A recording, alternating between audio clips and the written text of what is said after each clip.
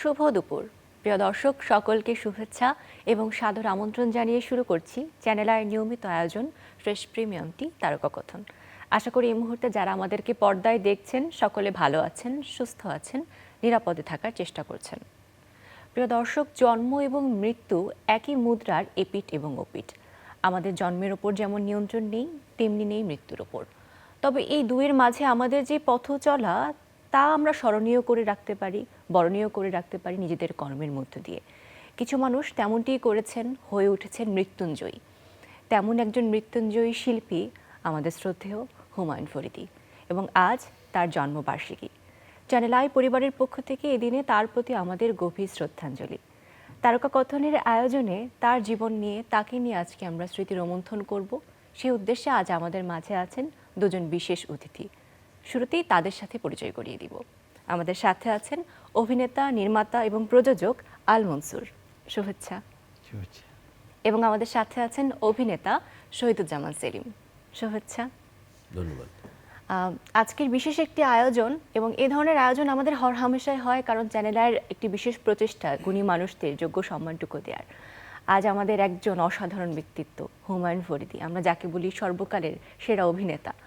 তার জন্মদিনে তার স্মৃতি রোমন্থন করতে চাই, আপনাদের কাছে শুনতে চাই তাকে নিয়ে কথা। শুরুতে আল মনসুর স্যার, আপনাকে দিয়ে যদি শুরু করি, আজকের দিনে, বা শুধুমাত্র আজকের দিনে না, আমি যদি বলি সর্বোপরি, একজন হুমায়ুন ফরিদীকে আপনি কিভাবে স্মরণ করেন? হুমায়ুন ফরিদীকে কিভাবে স্মরণ করি এটা তো বলা খুব কঠিন। তার কারণ হচ্ছে যে ওকে অভিনেতার চেয়ে একজন মানুষ হিসেবে কাছের থেকে দেখার সুযোগটা হয়েছে। কিন্তু ওর যে অভিনয়ের ব্যাপারটা, সেটা খুব বিচিত্র। অনেকটা এইরকম যে এক ধরনের খুব বড় কারখানা তৈরি হয় বিরাট কিছু তৈরি করার জন্যে, তারপরে বিরাট কিছু একটা তৈরি হয়, হওয়ার পরে কারখানাটা বন্ধ হয়ে যায়, আর কোনো বিরাট কিছু তৈরি হয় না।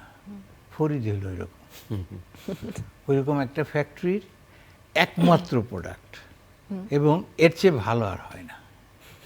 আমি ফরিদীর কথা বলি, ফরিদীকে প্রথম যেদিন আমি দেখি, সেইটা দুর্দান্ত দেখা একটা। সেইটা হচ্ছে যে সেটা ছিল শকুন্তলা নাটক, ঢাকা থিয়েটারের। শকুন্তলা নাটকটা হচ্ছে তখন তৎকালীন মহিলা সমিতি মঞ্চে, ছোট্ট একটা মঞ্চে।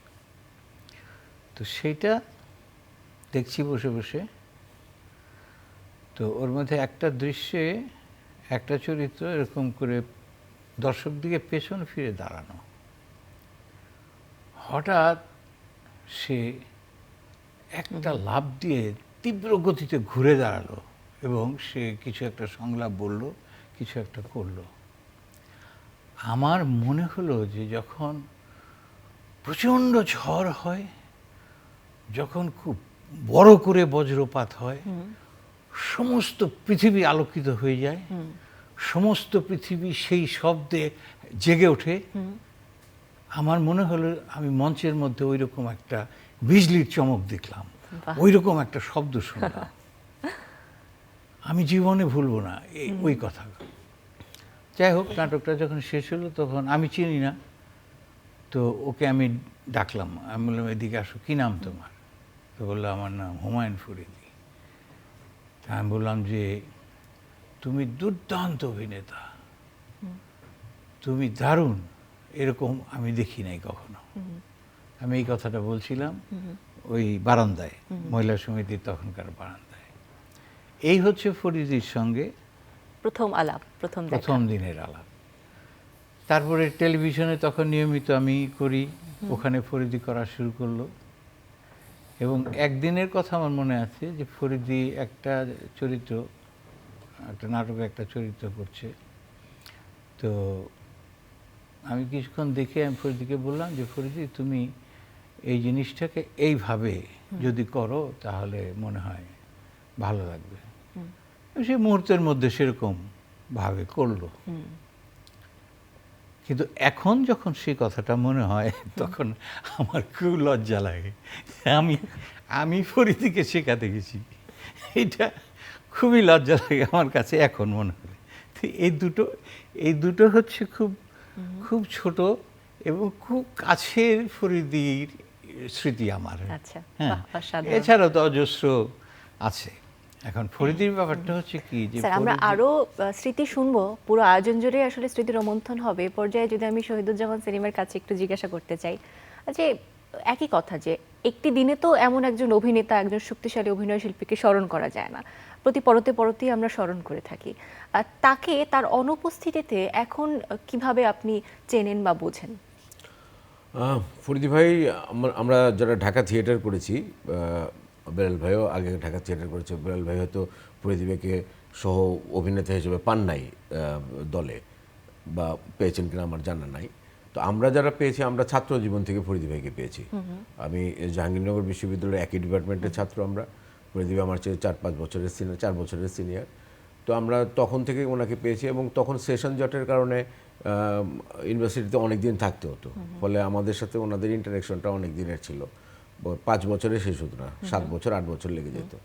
যাই হোক, তো তখন থেকে আমরা ঘনিষ্ঠভাবে ফরিদি ভাইয়ের সাথে মিশেছি। আমি ফার্স্ট ইয়ারে পড়েছি তাই বলে ফরিদি ভাই ফাইনাল ইয়ারে পড়েছে তাই বলে আমাদের সাথে মিশতো না তা না। আমাদের সাথে প্রচণ্ড আড্ডা দিত, প্রচণ্ড হুল্লোড় হতো, হইচই হতো। কিন্তু ফরিদি ভাই ঢাকা থিয়েটার যখন করে, তখন আমি ঢাকা থিয়েটারে ঢুকিনি। আমি ঢাকা থিয়েটারে ঢুকেছি 83 সালে। তো 1983 সালের পর থেকে ফরিদ ভাই যতগুলো প্রোডাকশনে আমি ছিলাম এবং ফরিদ ভাই ছিল, আমরা কাজ করেছি, এবং ফরিদ ভাই সবসময় দেখিয়ে দেখিয়ে দিয়েছে।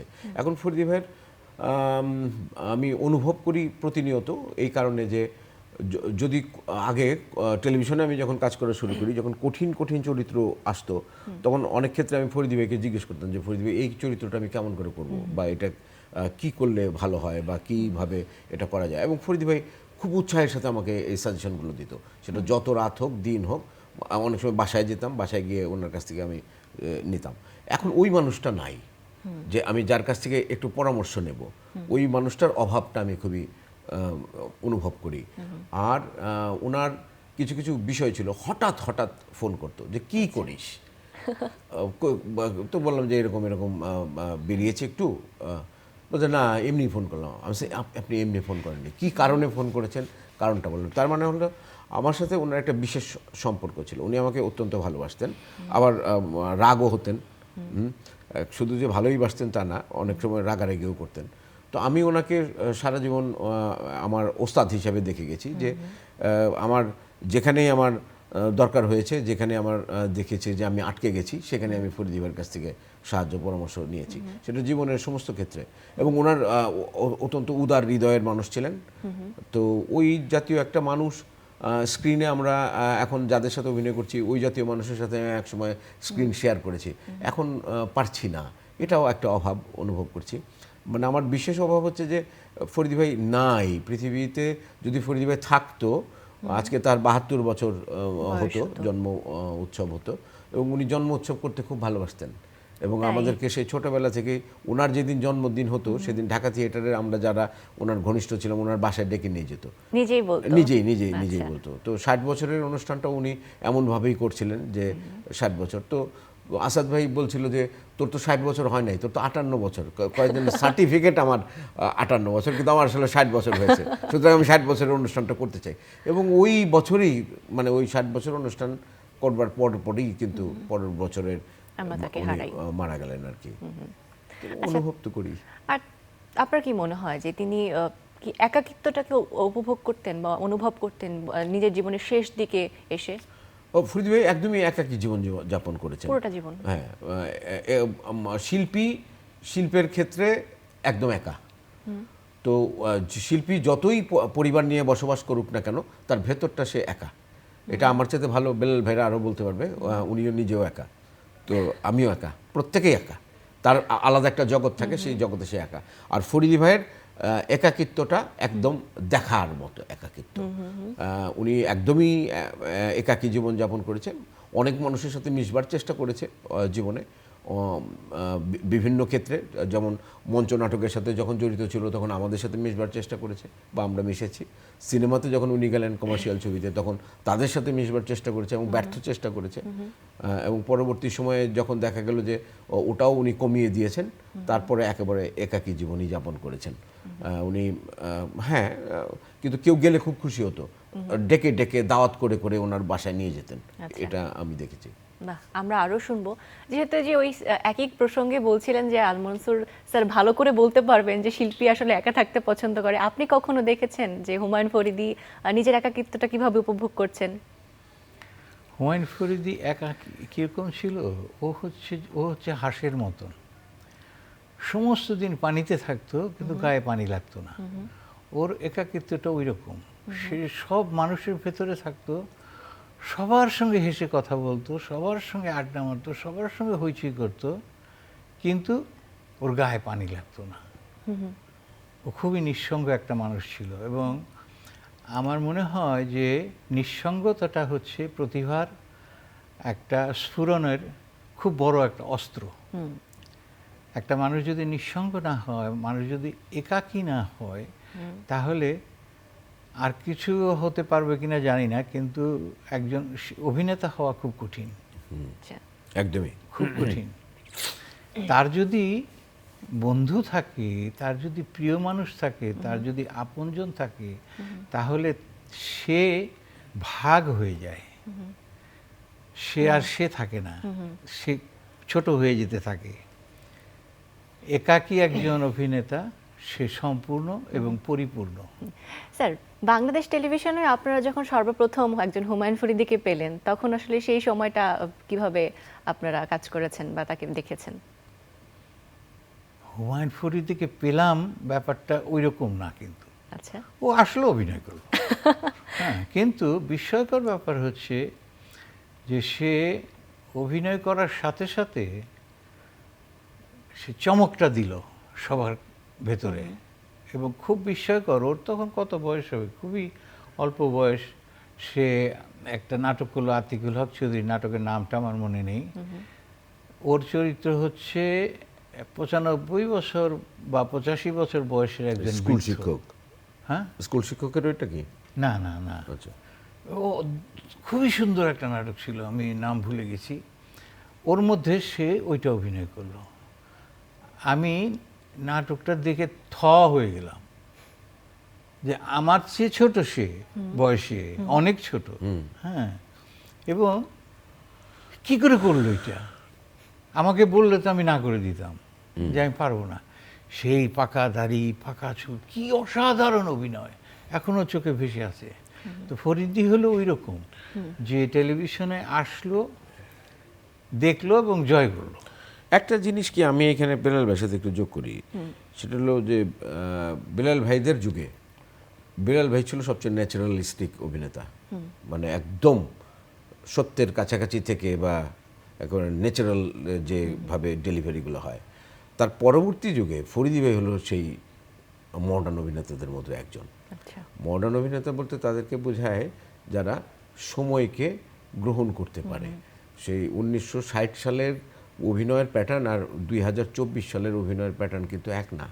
যে অভিনেতা নিজেকে খাপ খাইয়ে নিতে পারে সেই হলো কালজয়ী অভিনেতা। তো বেলাল ভাইদের সময় বেলাল ভাই আমরা একই গ্রুপের, আমি বেলাল ভাইকে গ্রুপে পাইনি, কিন্তু আমি তাকে ওস্তাদ বা গুরুস্থানীয়ভাবেই দেখি, সবসময় দেখি, কারণ ওনার যথেষ্ট কন্ট্রিবিউশন আছে ঢাকা থিয়েটারে। তো সেখানে আমরা যখন দর্শক হিসেবে দেখেছি, তো বেলাল ভাইকে আমরা যে দেখেছি ওনাদের ব্যাচে যারা অভিনয় করেছে তাদের মধ্যে আলাদা, আর ফরিদী ভাই হলো তার বয়সে তারা যারা অভিনয় করেছে তাদের মধ্যে আলাদা। এই হচ্ছে মিল হচ্ছে দুজনের মধ্যে এটা। এখন বেলাল ভাই বলছে যে এটা একটা মানুষ, এই যে বেলাল ভাই যে এখন যে জীবিত আছে এবং আমাদের সামনে আমার পাশে বসে কথা বলছে, এই বেলাল ভাইয়ের জন্মদিন এরকমভাবে বেলাল ভাইয়ের জীবিত অবস্থায় হওয়া উচিত। হ্যাঁ, বা ফরিদী ভাইয়ের জন্মদিনটা ফরিদী ভাইয়ের জীবিত অবস্থায় এরকমভাবে হওয়া উচিত ছিল। ওই জায়গাটা ফরিদী ভাই দখল করেছিল অভিনেতা হিসেবে।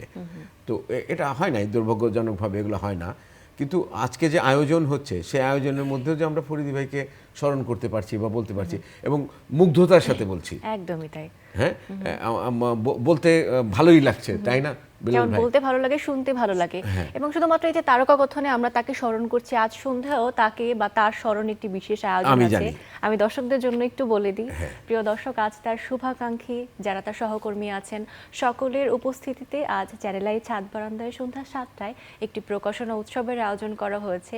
সাধারণ এক অসাধারণ, এই শিরোনামে হুমায়ুন ফরিদীকে নিয়ে একটি বই, সেটি সম্পাদনা করেছেন। সেটি আমরা আজকে মোড়ক উন্মোচন করব এই অনুষ্ঠানের মধ্য দিয়ে। সকলের উপস্থিতিতে আশা করি এই দিনে আমরা একজন হুমায়ুন ফরিদীকে নিয়ে যতটুকু জানার ততটুকু জানতে পারবো। আমরা সেলিম স্যার আপনার কাছে একটু শুনবো যে উনি মঞ্চে কাজ করেছেন, টেলিভিশনে কাজ করেছেন, আবার সিনেমা, সকল ক্ষেত্রে তিনি সমানভাবে রাজত্ব করেছেন, জয় করেছেন। সিনেমার বিষয়টা যদি আপনার কাছে একটু শুনতে চাই। সিনেমার বিষয় কি, ফরিদী ভাই যখন সিনেমাতে গেল তখন মঞ্চ নাটকে আমরা মানে একটু আতঙ্কিত হলাম যে এইরকম একজন অভিনেতা ঢাকা থিয়েটারের অনেক বড় বড় অভিনেতা ছিলেন ওই সময়ে। তো তখন ফরিদী ভাই যখন ফিল্মের দিকে নজর দিল তখন কিন্তু আমরা একটু আতঙ্কিত হলাম যে তাহলে ঢাকা থিয়েটারের যে শক্তি সেই জায়গায় একটু ভাটা না পড়ে যায়। তো তখন আমাদের ধূর্ত উই নামে একটি নাটক চলছিল ঢাকা থিয়েটারের, the resistible rise of Arthur Ui, ব্রেক্টের একটা নাটক। ফরিদী ভাই মেইন চরিত্রে অভিনয় করছিল আর আমি হলো প্যারালাল চরিত্র, আমরা দুজনই করতাম, আমি ছিলাম রোমা। তো ওই সময়ে হঠাৎ করে ফরিদী ভাইয়ের ফিল্মের আসলো, ও ছবিতে উনি গেলেন এবং শেখ নিয়ামত আলীর ছবি করলেন। কিন্তু শেখ নিয়ামত আলীর ছবি যখন মুক্তি পেল তার আগে কিছু কমার্শিয়াল ছবি মুক্তি পেয়ে গেল এবং কমার্শিয়াল ছবিগুলোতে ফরিদী ভাই নিজেকে একেবারে, তখন বাংলা চলচ্চিত্র যেমন করে হতো বা যেই প্যাটার্নে হতো নিজেকে সেই জায়গায় উনি খাপ খাইয়ে ফেললেন এবং আস্তে আস্তে থিয়েটার থেকে উনি সরে যেতে লাগলেন এবং একদম সরেই গেলেন, একেবারে থিয়েটার থেকে নির্বাসিতই হলেন বলা যায়। কারণ হচ্ছে যে উনি তখন সিনেমাতে এত বেশি ইনভলভ হয়ে গেল এবং ওনার উপরে সিনেমা উনি যে পারিশ্রমিক নিতেন অনেক নায়কও সেই পারিশ্রমিক তখন পেত না। ওনার যদি আবার আলাদা গান থাকতো তার জন্য গানের জন্য আবার আলাদা পারিশ্রমিক দিতেন। তার মানে কি উনি রাজত্ব করেছেন যতদিন উনি করেছেন। পরবর্তী সময়ে আবার উনি টেলিভিশন নাটকে ফিরে আসেন। টেলিভিশন নাটকে যখন ফিরে আসেন তখন তো আর ওই জোয়ারটা ছিল না, তখন অনেক নতুনরা চলে এসছে, কিন্তু তখনও উনি কাজ করছেন। যেমন আমার সাথে উনি আমেরিকাতে, আমি ওনাকে 1 মাসের জন্য নিয়ে গেছিলাম। ফলে আমি এত দাবি নিয়ে বা এত ঘনিষ্ঠভাবে ওনার কথা বলতে পারি কেন, যে আমি আর ফরিদী ভাই একই বেডরুমে 2 খাটে থেকেছি 1 মাস। সো একটা মানুষ, দুজন মানুষ যদি একই বাড়িতে থাকে তাহলে তাদের মধ্যে জানাশোনাটা কিন্তু আবার অন্যরকম। ফরিদী ভাই অনেক রাত পর্যন্ত জাগতো, আমি ঘুমাতাম। সকালবেলা কল থাকতো যে সকালে 9টায় কিন্তু কল, ফরিদী ভাই বলছে হ্যাঁ ঠিক আছে তাহলে 8টায় উঠতে হবে, ঠিক আছে 8টায় উঠতে হবে। তো আমি ঘুমাচ্ছি, ফরিদী ভাই আমার দরজার মধ্যে নক করতো, কিরে 8টা বাজে তুই এই যে এখনো উঠছিস না, মানে এই যে জিনিসগুলা উনি কিন্তু ঠিকই উঠে গেছে এবং উনি আমার অনেক পরে ঘুমিয়েছে, কিন্তু 8টার সময় উঠে আস্তে আস্তে টোকা দিত এবং খুব হাসি নিয়ে, কিরে উঠিস না যে তুই, এই যে বলতো, এইটা আমি খুবই মিস করি। তো আমাদের মধ্যে এত কথা জমে আছে, এত কথা ফরিদী ভাই সম্পর্কে আমার বলবার আছে, এই কথাগুলো আমার বলা হয় না। এখন আমি হাসি, অনেকে ফরিদী ভাইকে জীবনে কোনোদিন দেখছে কিনা জানি না, বুঝছেন বেলাল ভাই, তো তারা কিন্তু দাবি করে ফেলে যে ফরিদী ভাইয়ের জন্য এটা উৎসর্গ করলো, ফরিদী ভাই হচ্ছে তার এইটা সেইটা, মানে এখন এগুলো দেখি এবং হাসি।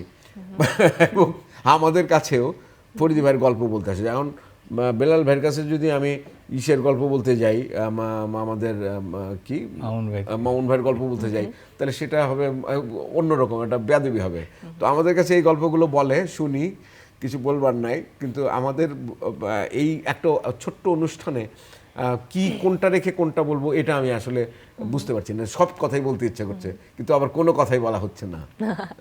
আসলে একজন হুমায়ুন ফরিদীর অনেক ভার্সেটাইলিটি ছিল, মানে সে বিভিন্ন শাখায় আসলে কাজ করেছেন, অভিনয়েরই বিভিন্ন শাখায়। এবং আমরা কিন্তু গানের ক্ষেত্রেও আমরা জানি যে একজন হুমায়ুন ফরিদী কতটা বিশেষ ছিলেন। তার কণ্ঠে কি গান আপনারা শুনেছেন? ফরিদী ভাই, আমরা যখন ইউনিভার্সিটিতে প্রথম ঢুকি তখন ওই জাকসুতে উনি ছিলেন, নাট্য সম্পাদক ছিলেন। তো উনি তো চূড়ান্ত আড্ডা মারতেন বিভিন্ন জায়গায়। আমরা যে ক্রিকেট খেলতাম, উনি ক্রিকেটের মাঠে গিয়ে কিছুক্ষণ ব্যাটিং করতো, আবার ওইখান থেকে চলে আসতো।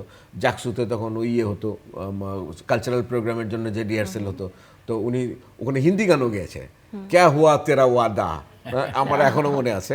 উনি হারমোনিয়াম হঠাৎ করে ক্যা হুয়া তেরা ওয়াদা, তখন রাজেশ খান্নার কণ্ঠে লিপসিংয়ে এই গান খুবই পরিচিত। বা চল চল চল মেরে সাথী ও মেরে হাতি, হ্যাঁ এই গান এগুলো ফরিদি ভাই গাইতে পারতেন। আবার যে ফোক টাইপের যে গান এগুলো উনি গাইতে পারতেন। তো জাহাঙ্গীরনগরে আমরা যারা ওই সময় ছিলাম, আমরা অত্যন্ত গর্বের বিষয় যে আমরা ফরিদ ভাইকে ছাত্র হিসেবে পেয়েছিলাম এবং এত বড় একজন অভিনেতা তখন হচ্ছেন উনি, প্রস্তুতিটা হচ্ছে, ঢাকা থিয়েটারে অলরেডি জয়েন করে ফেলেছেন, টেলিভিশনে কিছু কিছু নাটক উনি করে ফেলেছেন। কিন্তু পরবর্তী সময়ে ওনার যে উত্থানটা, ওনার যে একদম এই রকম যে কার্ভটা যে উনি উঠে গেলেন, ওটা একদম গ্রোথটা, সেটা আমার চোখের সামনে হয়েছে। ফলে আমার কাছে একটা বিস্ময়কর অ্যাকসেন্সে যে আমি ওনার পুরো ইয়েটা দেখেছি, পুরো ক্যারিয়ারটা আমি দেখেছি যে উনি কিভাবে উঠলেন, কিভাবে উনি জয় করলেন, আমার দেখা আছে। এবং অনেক ক্ষেত্রে হতো কি, ফরিদি ভাই, আমি যখন টেলিভিশনে অভিনয় করা শুরু করি বা তার আগে থেকে, কোনো চরিত্র উনি করছেন না, ওটা চাপিয়ে দিত আমার উপরে। আমি একজন ভালো অভিনেতা দিচ্ছি, ও করতে পারবে, সেলিমকে দাও, সেলিমকে নাও বলে আমাকে পাঠিয়ে দিত। আমি এরকম বহু অনুরোধে ডেকে গেছি, সেটা ফরিদি ভাই করে নাই, বাট টেকনিক্যালি অ্যাভয়েড করতে পারছে না, পরে দিল যে ও করবে, আমার চেয়ে ভালো করবে ও, বলে আমার কাছে পাঠিয়ে দিল। এরকম কিছু কাজ। তবে তিনি যে চরিত্রগুলোতে অভিনয় করেছেন, সেটা নায়ক হোক কিংবা খলনায়ক, উভয় ক্ষেত্রে কিন্তু আইকনিক একটি ক্যারেক্টারের কথা আমরা বলি না, সেটি হয়ে থাকে। যেমন একজন খলনায়ক হিসেবে অভিনয় করার পরেও সেটি যে দুর্দান্ত একটা আইকন হতে পারে, সেটির মনে হয় দৃষ্টান্ত স্থাপন করেছেন একজন হুমায়ুন ফরিদী আমাদের বাংলাদেশের সিনেমা ইন্ডাস্ট্রিতে। আল মনসুর স্যার, আপনার কাছে একটু শুনতে চাইবো যে তাকে যখন আপনি যে বিভিন্ন চরিত্রে অভিনয় করতে দেখেন, বিশেষ কোনো চরিত্র আছে যে এখনো আপনার কাছে মনে হয় যে খুবই আইকনিক এবং এখনো সেটি সারা জাগিয়ে চলেছে? হ্যাঁ, ওইটা হচ্ছে কি, ফরিদীকে আমি সহ অভিনেতা হিসাবে যেরকম পেয়েছি, বন্ধু হিসাবে যেরকম পেয়েছি, সেরকম আমি আবার একজন পরিচালক হিসেবে ওকে শিল্পী হিসেবে পেয়েছি।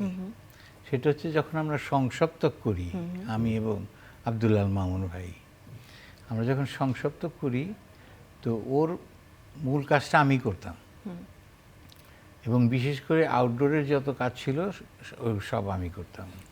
তা আউটডোরের প্রচুর কাজ ছিল ফরিদির। তো ফরিদি ওইটাতে যে কান কাটা রমজান, এটা হচ্ছে ওর অভিনয় জীবনের একটা মাইলস্টোন। সে অভিনয় করতে করতে কান কাটা রমজান হলো, এবং কান কাটা রমজান থেকে কিন্তু তখন আমার ঢাকার চলচ্চিত্রের সঙ্গে খুব ভালো যোগাযোগ ছিল। তখন আমাকে অনেকেই বলেছে যে ফরিদিকে একটু এনে দেন, হ্যাঁ ওকে আমরা সিনেমাতে নেব। তা আমি ফরিদিকে বললাম যে ফরিদি, এরকম তুমি সিনেমা করবো না, উড়াই দিল। ফরিদি ভাইয়ের যদি ইয়ে থাকতো যে সিনেমা না করেও যদি এখন প্রফেশনালি যে নাটক করছি আমরা, এই সুযোগটা যদি তখন থাকতো, তখন তাহলে বোধহয় সিনেমাতে আসতো না, বলছি, তাই না? থিয়েটার থেকে যদি টাকা পেয়ে যদি সংসার চলতো, তাহলে কিন্তু উনি থিয়েটার ছাড়া কিছুই করতেন না। বা পরবর্তী সময় টেলিভিশনে যে নাটক হতো, এই যে রমজানের কথাই বলছে সংসপ্ত, তখন 2000 টাকার চেক দিত বেলাল ভাই, তাই না? ওই চেকটা যদি 20,000 টাকার হতো, তাহলে কিন্তু আর অন্য কোথাও যেতে হতো না। ফলে ফরিদি ভাইয়ের মতো এরকম মানুষ, হ্যাঁ আমরা হয়তো চলচ্চিত্রে তার যে অভিনয়টা, সেইটা মাত্রাটা আমরা হয়তো মিস করতাম, কিন্তু আরও বিখ্যাত, আরও বড় কিংবদন্তি হিসেবে বাংলাদেশের অভিনয় জগতে উনি আবির্ভূত হতেন। সেটা আমাদের পার্শ্ববর্তী দেশের যে বড় বড় অভিনেতা অভিনেত্রীদের নাম আমরা করি, তাদের সমপর্যায়ের একজন অভিনেতা হিসেবে উনি নিজেকে প্রতিষ্ঠিত করতে পারতেন বাংলা নাটকের ক্ষেত্রে। তবে তাও আমরা যা পেয়েছি তার কাছ থেকে এখন পর্যন্ত, তাও কিন্তু আমরা বলি না যে একটা সমৃদ্ধ একটি ভান্ডার আছে আমাদের জন্য, এবং সেই সমৃদ্ধ ভান্ডারে যতগুলো কাজের কথা উঠে আসবে, উনি ঢাকা থিয়েটারে যে নাটকগুলো করেছেন, বেশ কয়েকটা নাটক করেছেন, কীর্তনখোলা, কেরামত মঙ্গল, ফণি মনসার, শকুন্তলা, কেরামত, পরবর্তী সময় হাতদাই থেকে উনি আর করেননি। কিন্তু 2024 পর্যন্ত যে নাটকগুলো হয়েছে ঢাকা থিয়েটারে, যেমন প্রাচ্য হয়েছে, বনপাংশুল হয়েছে, হাত হদাই হয়েছে, চাকা হয়েছে, এই যে নাটকগুলো, এগুলো তো ওনাকে মিস করেছে দর্শক, তাই না? যদি ও কন্টিনিউয়াসলি স্টেজে উনি করতে পারতেন, তাহলে আজকে বাংলা নাটকের ইয়েটা কোথায় যেত? অনেক বড় একটা জায়গায় যেত। আমি ফরিদি ভাইয়ের থিয়েটার অভিনয়ের কিন্তু দুর্দান্ত ভক্ত, যে কোনো অভিনয়ের চাইতে, টেলিভিশনের অভিনয় বলেন বা সিনেমার অভিনয় বলেন। কিন্তু আমি ব্যক্তিগতভাবে একজন ঢাকা থিয়েটারের সদস্য হিসাবে, ওনার সহকর্মী হিসাবে, ওনার মঞ্চ নাটকের আমি চূড়ান্ত ভক্ত। মঞ্চ অভিনয়ের আমরা পথে ঘাটে যে বাসন নাটক করতাম আমরা তখন সেলিম আল দিনের, আমরা কিন্তু বাসন নাটক করার জন্য বিভিন্ন জায়গায়, হোসেনপুর, মানিকগঞ্জ, সিংগার, বিভিন্ন জায়গায় গিয়ে ফরিদি ভাইকে নিয়ে আমরা কিন্তু এই যাত্রাপালা, আমরা এই ওপেন এয়ারে এই নাটক করেছি বিভিন্ন জায়গায়। সো ফরিদি ভাইয়ের কিন্তু ডিভোশন ছিল, কিন্তু অর্থনৈতিক কারণ, জীবিকার তাগিদে ওনাকে অন্য অনেক কিছু করতে হচ্ছে এবং পরবর্তী সময় উনি সিনেমাটাকে বেছে নিয়েছেন। আপনারা যেমন মঞ্চ নাটকে হুমায়ুন ফরিদিকে দেখেছেন, তবে আমরা যারা তরুণ প্রজন্মের আছি তারা কিন্তু সেই জায়গায় ভীষণ বলবো একটা অভাগাই, যে মঞ্চ নাটকে বা মঞ্চে তিনি কেমন ছিলেন আমরা দেখতে পাইনি। সে জায়গা থেকে আসলে মঞ্চ নাটকের আর্কাইভ করার যে একটি প্রয়াস বা মঞ্চ নাটকে সংরক্ষণ করার একটি প্রয়াস, সেটি সে খুব জরুরি। হুমায়ুন ফরিদির কাজগুলোকে যদি এক জায়গায় আনার প্রয়াসের কথা আমরা জিজ্ঞাসা করি, সেক্ষেত্রে কি কোনো পরিকল্পনা করা যায়? কিচ্ছু নাই তো, কিছু স্টিল ছবি আছে। ওই যে যেটা বেলাল ভাই বলছিল যে শকুন্তলা নাটকে যে একটা বিদ্যুতের একটা চমক দিয়ে গেল, এই চমক উনি কেরামত মঙ্গল নাটকে দিয়েছেন, তাই না? এই চমক উনি কীর্তন খোলাতে দিয়েছেন, ছায়ারঞ্জন যখন করতো। স্টেজে ফরিদি অন্য জিনিস, অতুলনীয়। স্টেজে ফরিদি ওনাকে আর্কাইভ করার জন্য যে ওনার যে কাজগুলো, ওটা কিছু নাই তো আমাদের কাছে। কিছু ছবি মনে হয় আছে, স্টিল ছবি আছে আমাদের কথার মাঝে মাঝে স্ক্রিনে আমরা সেই ছবিগুলো দেখতে পেয়েছি, দর্শকদের দেখানোর চেষ্টা করেছি আমরা। তবু তার কাজ যেগুলো আছে সেগুলো যদি আসলে থাকতো আমরা মনে হয় অনেক উপকৃত হতাম, তাই না? এখন যখন সিনেমার বিভিন্ন আইকনিক ক্যারেক্টার বা সিনেমায় কাজগুলো দেখেন বা যে কোনো ক্ষেত্রে কোনো চরিত্র দেখে কি মনে হয় যে এই চরিত্রটা হুমায়ুন ফরিদি করলে কেমন হতো? না, এটা আমার মনে হয় না। এই মাল, এটা আপনার মনে হয়? আমার এটা মনে হয় না।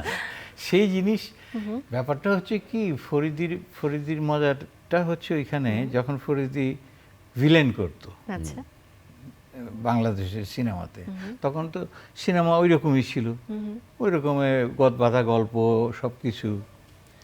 কিন্তু ওরকম হলো কেন সে?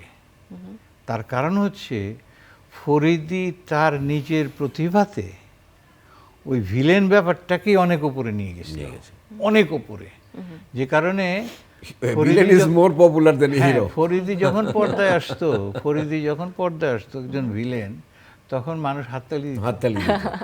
ওকে দেখলে হাততালি দিত। হ্যাঁ, আমি তখন আমেরিকায় মাঝে মাঝে কথা হতো ফরিদির সঙ্গে ফোনে। তো একদিন ফোন করলাম, ফরিদি কি করতেছো? আরে বেলাল ভাই, আমি তো এখন যে মেয়েকে দেখি তাকেই রেপ করি। হ্যাঁ, তা আমি বললাম যে কোথায় সেটা? বলে এফডিসিতে। হ্যাঁ, বলে আমি তো ভিলেন হয়ে গেছি। হ্যাঁ, তা আমি বললাম যে ওকে, এটা ভালো। হ্যাঁ, বলে যে আমি কিন্তু বেশি দিন থাকবো না বেলাল ভাই, আমার 1 কোটি টাকা হলেই আমি ছেড়ে দেব। ওর একটা স্বপ্ন ছিল, দারুণ একটা স্বপ্ন ছিল মঞ্চকে নিয়ে। হ্যাঁ, ও যে বললো না যে সিনেমাতে 1 কোটি টাকা হলে সে সিনেমা ছেড়ে দেবে, সে ছেড়ে দিয়ে মঞ্চ নিয়ে অগ্রসর হওয়ার তার ইচ্ছাটা ছিল। কিন্তু সব কিছু মিলে, ওর মন মানসিকতা, ওর পরিবেশ, আমরা বন্ধু বান্ধব, আশেপাশের মানুষ সব মিলে, এবং ওনার পাগলাটে জীবনযাপন, ওকে বিক্ষিপ্ত করে ফেলছিলাম আমরা। সব মিলে আজকের আয়োজন আসলে খুব ভালো লেগেছে। আপনাদের কাছ থেকে খুব ব্যক্তিগত কিছু কথা, খুব অল্প সময়ের জন্য হলেও তাকে নিয়ে আমরা ভীষণ গুরুত্বপূর্ণ কিন্তু আনন্দের, যেটি মজা দেয় আমাদের সকলকে, যেমন কিছু তথ্য আমরা জানতে পেরেছি। দুজনকে অসংখ্য ধন্যবাদ আজকের আয়োজনকে সমৃদ্ধ করার জন্য। আপনাদের জন্য উপহার আছে, হ্যাঁ, পাঠক সমাবেশের পক্ষ থেকে আপনার হাতে পৌঁছে দিচ্ছি। ধন্যবাদ। ভালো থাকবেন, বিদায় নিচ্ছে আজ দর্শকদের থেকে। ধন্যবাদ। প্রিয় দর্শক, আপনাদেরও ধন্যবাদ আমাদের সাথে থাকার জন্য। একজন হুমায়ুন ফরিদি, সাধারণের মাঝে অসাধারণ। এই অসাধারণ আমাদের মাঝে বেঁচে থাকবে কর্ম দিয়ে। আবারও তার প্রতি আমাদের গভীর শ্রদ্ধাঞ্জলি জানিয়ে আজকের আয়োজন থেকে বিদায় নিচ্ছি। সকলে ভালো থাকবেন।